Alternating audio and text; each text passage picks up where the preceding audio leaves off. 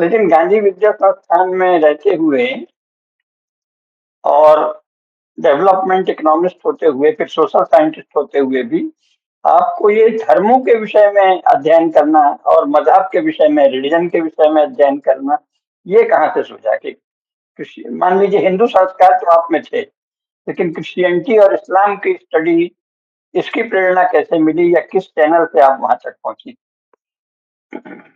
देखिए, वैसे तो मेरी पहली पुस्तक है, मेरा पीएचडी जो पब्लिकेशन था, लोकल फाइनेंस, लेकिन वैसे मैं अपनी पहली पुस्तक कहती हूँ रूट्स ऑफ अंडर डेवलपमेंट को। और इसी सीक्वल में दूसरी पुस्तक आई, genetic assumptions of development theories. तो ये थोड़ी कथा आपको तो पता है, लेकिन सुनने वालों के लिए बता दूं मैं कि जब विवाह का वो हुआ तो मैं कभी टीचर प्रोफेसर तो बनना चाहती नहीं थी, तो जो एक ग्लैमरस चीज है आईएएस पीसीएस, तो मैंने आईएएस की तैयारी की थी और उसमें इंडियन हिस्ट्री मेरा सब्जेक्ट था। अच्छा। और इंडियन हिस्ट्री का मैंने एंशियंट, मिडीवल और मॉडर्न ठीक से पढ़ा। कब? 1975 के बाद, यानी मेरी आयु थी 21 साल। ठीक, उसके पहले मैं इकोनॉमिक्स में टॉपर रही, प्राइवेट कैंडिडेट में भी, यूनिवर्सिटी में। ज्योग्राफी मेरा विषय था, इंग्लिश लिटरेचर मेरा विषय था, और पडरौना में बाबूजी के पास मैं यूरोप समझ चुकी थी। तो जब मैं म्युनिसिपल फाइनेंस पढ़ने गई तो ये इतना सब बैकग्राउंड के कारण मुझे ये समझ में आ गया था कि जो कुछ एकेडमिक्स में, यूनिवर्सिटीज में पढ़ाया जा रहा है, ये एक स्ट्रक्चर्ड झूठ है। एक शब्द मैंने कहा स्ट्रक्चर्ड, दूसरा मैं कह सकती हूँ ये फैब्रिकेटेड झूठ है। दो मैंने कहा। तीसरा मैंने कहा ये एक ऐसा झूठ है जिसके आर पार आराम से दिखाई दे रहा है। क्यों दिखाई दे रहा है? अगर आप यूनिवर्सिटी कोर्स के बाहर की किताबें पढ़ रही हैं, जो मैं काठमांडू में और बाबूजी की लाइब्रेरी में पढ़ रही थी, ठीक, तो जब रूट्स ऑफ अंडर डेवलपमेंट जब किताब पढ़ी मैं, तो मैं कह सकती हूँ कॉन्फिडेंस से कम 100 पुस्तकों का तो उसमें संदर्भ है। मैंने मिनिमम 500 पुस्तकें पढ़ी हैं, और उस विषय पर उतना पढ़ने वाला शायद धरती पर कोई नहीं है, बिना किसी संकोच के मैं कह रही हूं। तो इतना पढ़ने में, अच्छा, मेरी मेमोरी जो थी वो फोटोजेनिक थी। एक पुस्तक पढ़ ली जब लिखा रही थी, तो जैसे मान लो क्लाइव पर 4 पुस्तक है, अब एक कोटेशन है कहाँ का है, तो मैं कहती थी अनु देख, ये इस किताब के इस बाई तरफ होगा, बीच में होगा, ठीक है। तो रूट्स लिखते लिखते मेरे को ये तो समझ में आ गया, ये यूरोप वाले सुसाइडल पाथ पर चल रहे हैं। स्मॉल इज ब्यूटीफुल पढ़ा, तब तक ये पूरा एनवायरमेंट का मूवमेंट आ चुका था, limits to growth, silent spring, the U turn, इस तरह का बहुत बहुत किताबें छप रही थी। एक पाकिस्तानी लेखक था, उसका द पॉवर्टी कर्टेन था। मतलब ये ऑल्टरनेटिव इकोनॉमिक्स, सस्टेनेबल डेवलपमेंट, ये सब खूब चल रहा था। लेकिन मैं कह सकती हूँ मैंने भयंकर पढ़ाई की थी। तो उस भयंकर पढ़ाई के कारण मुझे ये समझ में आया कि भाई मुझे भारत में बैठ के अगर इतनी जानकारी है यूरोप के बारे में, तो जो यूरोप में बैठे हुए हैं उनको तो कम से कम इतनी जानकारी है। अगर उनको इतनी जानकारी है तो वो इस सुसाइडल पाथ पर क्यों चल रहे हैं? ये मेरी सर्च शुरू होगा। तो मैंने कहा ना, मैंने बहुत पढ़ा, तो मैंने फ्राइड को भी पढ़ा था, फ्राइड के कार्ल जुंग को पढ़ा था, तो अनकॉन्शियस साइके को पढ़ा था। तो यूरोप में लाखों लाखों लोगों को एक तरह के सपने आते थे, वो पढ़ा था। 21 साल की उम्र में और बीएचयू ज्वाइन किया 80 में। 26 साल की उम्र तक मैंने second world war, first world war को बहुत विस्तार से पढ़ा था। और नानी जी और माँ के पास कल्याण के अंक थे। नानी जी क्या घर में आता था, दादाजी भी पढ़ते थे, बाबूजी भी पढ़ते थे। तो मैंने अपने पुराणों को, महाभारत को और वाल्मीकि कृत रामायण को और इतने विशेषांकों को और हिंदी साहित्य को खूब ठीक से पढ़ा था। तो मुझे ये तो समझ में आता था कि जो ये यूरोप के लोग हैं, ये कुछ विचित्र जंतु किस्म के लोग हैं। इनका कोई भी क्रियाकलाप नॉर्मल नहीं है। तब मेरे मन में आया कि यूरोप के अनकॉन्शियस साइके को पढ़ा जाए। अब इसमें मेरी मदद की, कीन्स का नाम सुनने वालों ने सुना होगा। जॉन मेनार्ड कीन्स एक प्रसिद्ध अर्थशास्त्री हुआ है, जिसने ग्रेट डिप्रेशन के समय कुछ थ्योरी वोरी दिए थे, उस पर काम हुई। उनकी एक अत्यंत प्रखर शिष्या है मिसेज जोन रॉबिन्सन। अगर मुझे ठीक याद है तो उनकी एक पुस्तक थी इकोनॉमिक फिलॉसफी, और एक पुस्तक कोई और थी जिसमें डेवलपमेंट इकोनॉमिक्स पर बड़ी चर्चा थी। तो वो बात करती हैं genetic assumptions of economic theories या डेवलपमेंट थ्योरीज। अब ये अपने दर्शकों को हम बता दें कि अर्थशास्त्र अपने को साइंस कहता है और कहता है कि हम सिद्धांत कर रहे हैं, न साइंस है न सिद्धांत है। तो वो हर बात में कुछ एजम्पशंस लिखता है, मान्यताएं, कि ये सिद्धांत सही है यदि ऐसा हो ऐसा हो ऐसा हो ऐसा हो, और वो सब फिजूल बात है, वैसा होता ही नहीं है। तो मिसेज जोन रॉबिन्सन ने अपनी पुस्तक में लिखा कि ये तो हैं एक्सप्लिसिट एजम्पशंस, किंतु यूरोपियन इकोनॉमिक्स के अनेकानेक इम्प्लिसिट एजम्पशंस हैं। तो मिसेज जोन रॉबिन्सन ने इम्प्लिसिट एजम्पशंस को शब्द दिया जेनेटिक एजम्पशंस।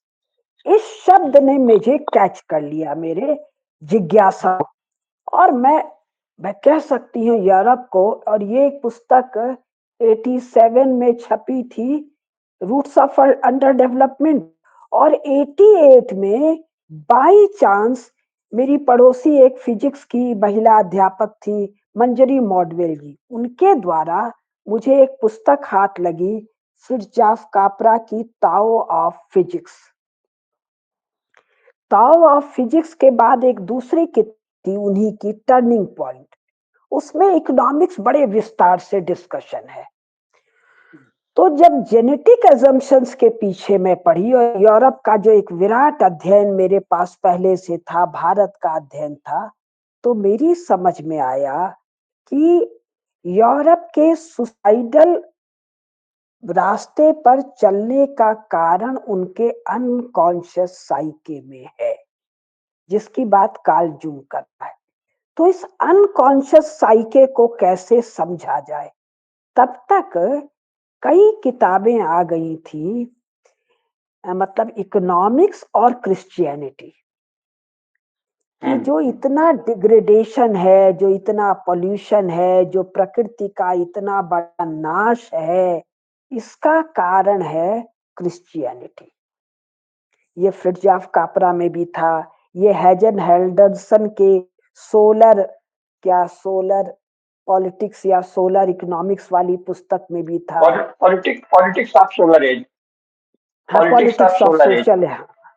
अच्छा, इसके अलावा द एंशिएंट फ्यूचर जो किताब है उसमें भी था।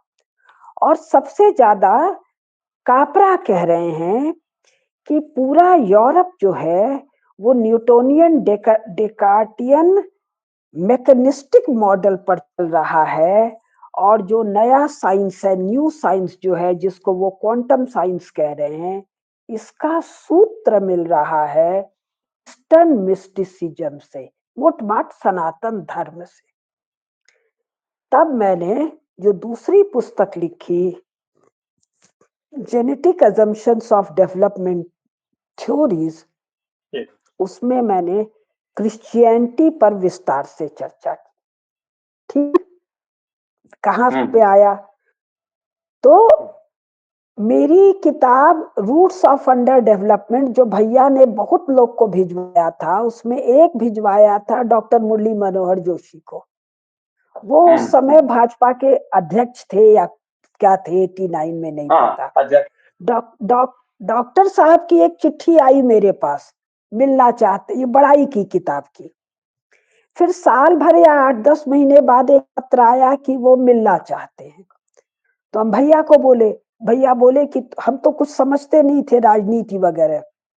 तो मेरे छोटे भाई के मित्र थे बैरिस्टर सिंह, वो संघ भाजपा वाले थे, संघ के थे। बोले, अरे दीदी आप जानती नहीं है आपके पास किसका पत्र आया है? मुरली मनोहर जोशी जी बहुत बड़े आदमी है, जनसंघ तक तो हम समझते थे। तो भैया को हम बोले, भैया बोला कि भाई जब बुला रहे हैं तो तू चिट्ठी मत लिख, प्रयाग बगल में है, टैक्सी लेके तू चल जा मिलने। तो हम मिलने गए, ये भी कथा मजेदार है। अब कथा सुना रहे। तो बरसात में गए, भीग भाग गए। जब पहुंचे तो डॉक्टर जोशी ने दरवाजा खोला, तो बोले कि मैं आज आप लोगों से मिल नहीं पाऊंगा। तो हमको बड़ा गुस्सा आया। बोले, काशी से 2 विद्वान आ रहे हैं, ये समय उनका है। तो मैंने कहा, वो विद्वान मैं ही तो हूँ। कम उम्र, बुद्धि उद्धि थी नहीं। डॉक्टर साहब को देख के जैसे शरारती मेधावी बच्चों को देख के आनंद आता है, उनको भी आनंद आया। मेरे को उनकी दृष्टि याद है, वो नीचे से ऊपर तक हमको देखे। फिर बोले, आइए। अब ये हम बता रहे हैं, आइए, बैठाया, चाय आया। भाजपा का अध्यक्ष, एक दुबली पतली सब भीगी हुई पानी में, को बैठाया और अपने हाथ से चाय बना के डॉक्टर साहब ने पिलाया। फिर उन्होंने कहा कि मैं तो सोचा कोई बुढ़े लोग आ रहे होंगे, बस इतना ही कहा। तो हमको था कि देखो हम क्या हैं। तब उन्होंने बताया कि नानाजी देशमुख इधर से गुजर रहे थे, चित्रकूट जा रहे थे, दिल्ली से आते, प्रयाग उतरते, डॉक्टर साहब के यहाँ रुकते, फिर चित्रकूट जाते बाई कार। तो वो आप लोगों की पुस्तक रूट्स ऑफ अंडर डेवलपमेंट ले गए, पढ़ के बहुत प्रभावित हुए और बोले खोजो इन लोगों को। तो मैंने आपको पत्र लिखा, तो आप दिल्ली जाइएगा तो नाना जी से मिल लीजिएगा। हम फट से फोन की बाबूजी को, बाबूजी के मुंह से नानाजी देशमुख का नाम सुनते थे। बाबूजी देखिए, भाजपा अध्यक्ष ने मुझे बुलाया। बाबूजी बड़े खुश हुए। फिर बाबूजी को हम बोले, नानाजी देशमुख ने बुलाया है, मेरी किताब पढ़ के गदगद हैं। बाबूजी और खुश हो गए, बोले बेटी जा मिल ले। फिर किसी काम से दिल्ली गए तो उनसे मिलने गए। तो दीनदयाल शोध संस्थान में देवेंद्र स्वरूप जी नीचे से ऊपर ले गए। नाना जी का ऊपर 6वीं मंजिल पर कमरा है। गर्मी का दिन था, कमरा बंद था। देवेंद्र स्वरूप जी खोले, बोले कुछ लोग आपसे मिलने आए हैं। तब सलवार कुर्ता पहने थे। नाना जी देखे ऐसे, बोले नहीं नहीं, विदा करो, आज नहीं मिलेंगे, आज काशी से 2 विद्वान आ रहे हैं, उनसे मिलना है। तो हम फिर अपना वही अकड़, वो विद्वान यही तो हैं। नाना जी बुला के बैठाए। तो बोले कहाँ की हैं आप लोग? तो हम बोले पडरौना के। तो बोले राधे श्याम केडिया की बेटी हो? तो बोले हाँ। तो देवेंद्र स्वरूप जी बोले कि नाना जी आप कैसे जानते हैं? आप क्या पडरौना इनके घर गए? बोले मैं पडरौना इसके जन्म के पहले गया था, संघ का स्ट्रेंथ बता रही हूँ।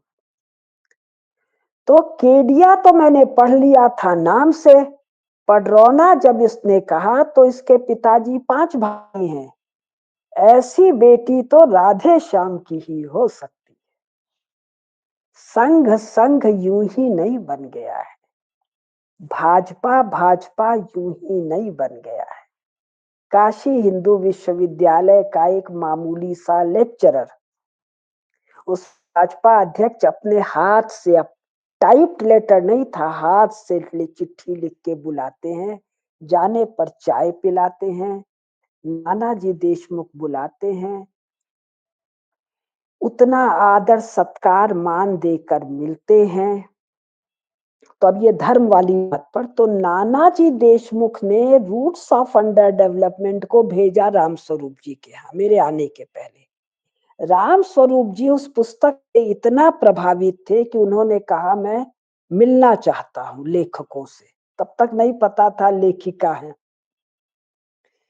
तो नाना जी ने भेजा राम स्वरूप जी के पास। राम स्वरूप जी ने अपने यहाँ बुलवा रखा था सीताराम जी गोयल को, और देवे स्वरूप जी लेकर गए थे। तो हम तो एकदम हाई कॉलर के साथ गए थे। उम्र भी क्या थी मेरी, अभी हम प्रोफेसर नहीं बने थे, मेरी जेनेटिक भी अभी छपी नहीं थी। तब सब बात उठ हुआ। तो हमने कहा कि क्रिश्चियनिटी तो मैं बहुत ठीक से समझती हूँ, किंतु मैं हिंदुइज्म ही कहा, उसको नहीं समझती हूँ, वो मुझे समझना है। लेकिन राम स्वरूप जी तो संत जैसे थे। तब सीताराम जी मेरे पीछे पड़े। हाँ हाँ, रू बताते हैं आगे की कहानी। तो सीताराम जी मेरे पीछे पड़े कि आपने ये बात थोड़े दिन बाद की है, उस दिन के बाद। तो उस दिन के बाद जो ये प्रोफेसर वाला मामला हुआ, तो विमल बाबू ने कहा दूसरी पुस्तक छपा लो। तो पुस्तक छपने के लिए नाना जी बोले क्यों आई हो? बोले नाना जी मेरी एक पुस्तक है, छपनी है। तो नाना जी ने कहा रुको अभी मैं छपवाता हूँ। तो नाना जी ने सीताराम गोयल जी को बुलवाया दीनदयाल शोध संस्थान, और कहा ये कुसुम है, कुसुम लता केडिया, काशी हिंदू विश्वविद्यालय में अध्यापिका है, इसकी ये पुस्तक है और रूट्स के लिए बहुत बताया, इसको ले जाओ और तुम छाप दो।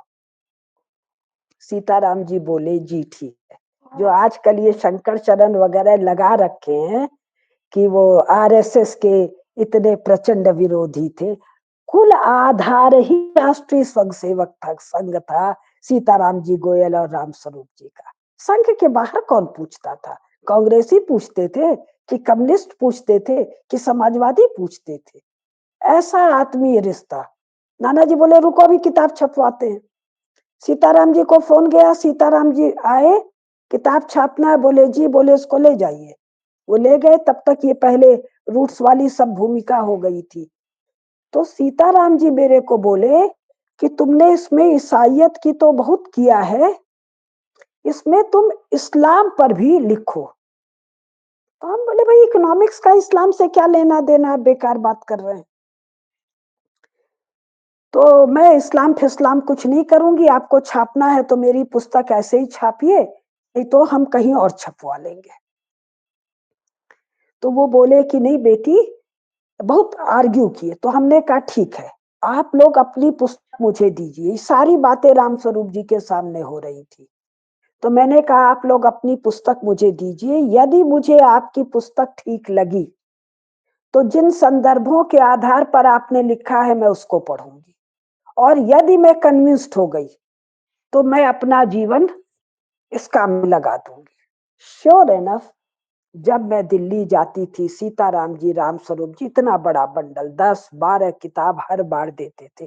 साल में एक बार 2 बार दिल्ली जाती थी, और हर बार मैं पढ़ के उनको बताती थी कि ये पढ़ा ये पढ़ा। तो सीताराम जी राम स्वरूप जी के प्रभाव के कारण मैंने इस्लाम को समझा। उस ईसाइयत का अध्ययन मेरा अपना था, इस्लाम का अध्ययन उन लोगों के प्रभाव में हुआ। लेकिन जेनेटिक अजम्पशन किताब वॉइस ऑफ इंडिया में ने इकोनॉमिक्स पर किताब नहीं छापी है। एक राम स्वरूप जी की छापी है, एक मेरी छापी है। और जही बात सनातन धर्म की, तो उसके बारे में तो पहले मैं लल्लू थी, सागर की मेंढकी अभी भी हूँ।